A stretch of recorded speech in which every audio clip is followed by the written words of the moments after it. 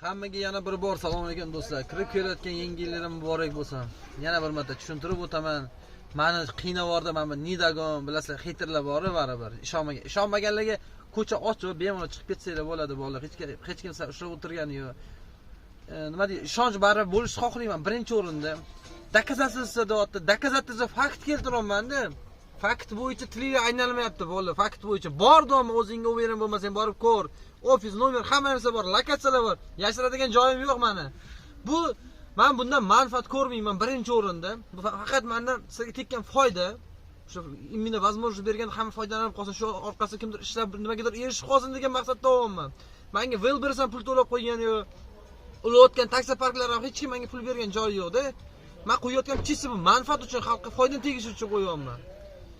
Mana shu Nidagonlar o'zlaring o'verim bo'lmasalaring bu hayotda riskot qilishni bilmaysanlar. Bu chiqib ketaveringlar, iltimos. Meni ham o'zlaringni qiynamanglar. Tuppo savollaring bilan sirada aytaman. Bu Nidagonlarga tegishli. Haqiqiy mujiklar ham. Misol men o'zim o'verim bo'lib turib, reklama qilmayman bu narsani. O'verim bo'lmaganda o'sha nomerlarni qo'ymagan bo'lardim. Shuning uchun iltimos, meni ham asabimni qiynamalaring bu yoqqa. Men yaxshi uchun qilyapman senlarga. Misol